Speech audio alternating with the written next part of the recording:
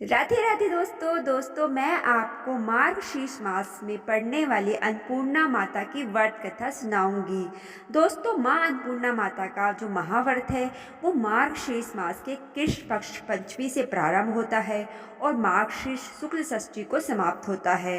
यह व्रत 17 दिनों का होता है और कई कई भक्त इसको 21 दिन का भी करते हैं, यानी 21 दिन तक इसका पालन भी करते हैं। तो चलिए आइए मैं सुनाती हूँ आपको माँ अन्नपूर्णा की कृपा पाने के लिए अन्नपूर्णा माता का महाव्रत की कथा।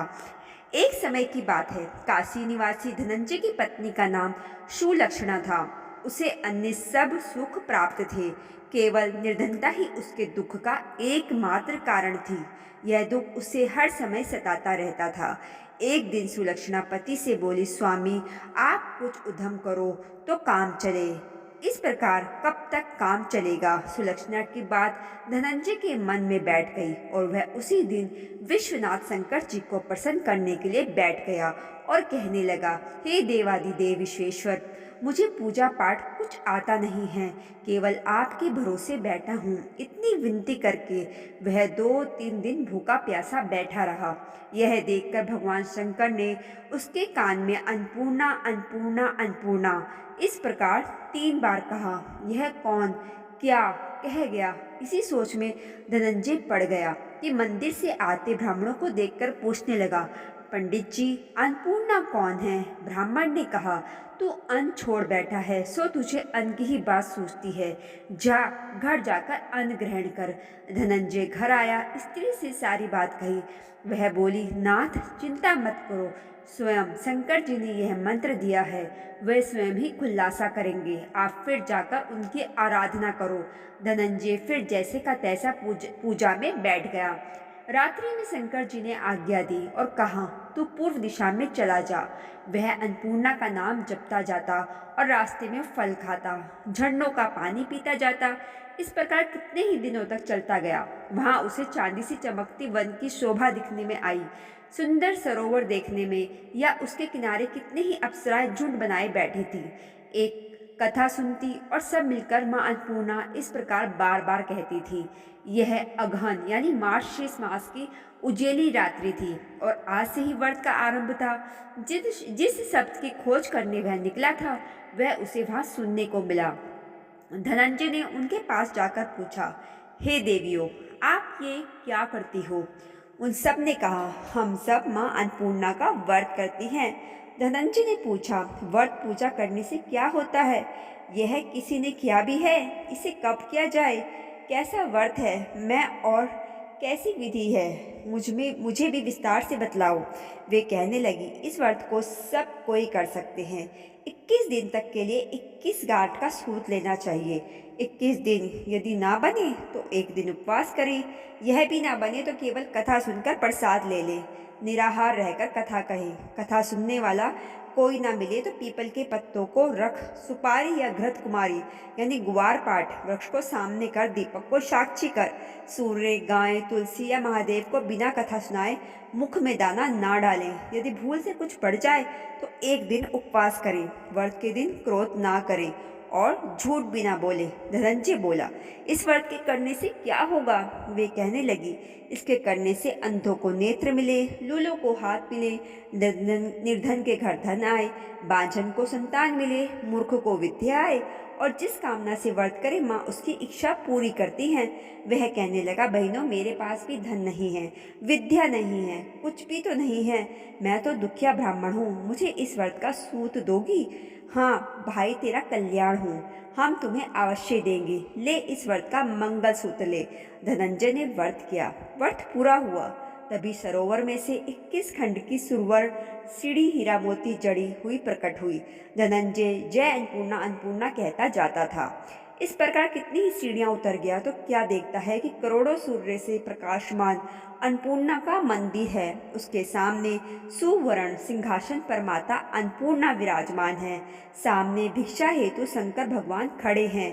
देवानगय चंद्र डुलाती हैं। कितनी ही हथियार बांधे पहरा देती हैं। धनंजय दौड़कर जगदम्बा के चरणों में गिर गया। देवी उसके मन का कलेश जान गई।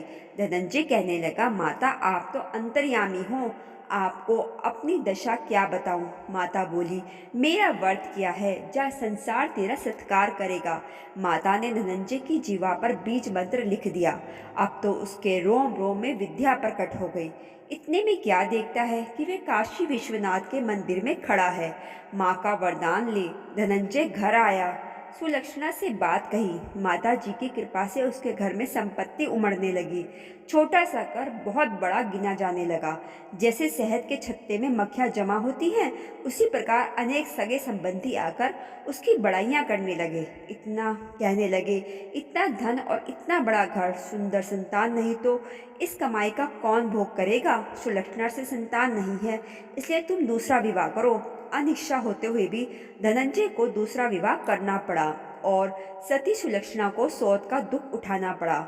इस प्रकार दिन बीतते गए। फिर आगन मास आया। नए बंधन से बंधे पति से सुलक्षणा ने कहलाया कि हम व्रत के प्रभाव से सुखी हुए हैं, इस कारण यह व्रत छोड़ना नहीं चाहिए। यह माता जी का प्रताप है जो हम इतने संपन्न और सुखी हैं। सुलक्षणा की बात सुन धनंजय उसके यहाँ आया और व्रत में बैठ गया। नई बहू को इस व्रत की खबर नहीं थी।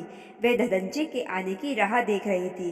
दिन बीतते गए और व्रत पूर्ण होने में 3 दिवस बाकी थे कि नई बहू को खबर पड़ी कि उसके मन में ईर्ष्या की ज्वाला दहकने लगी थी। सुलक्षणा के घर आ पहुंची और उसने वहां भगदड़ मचा दी।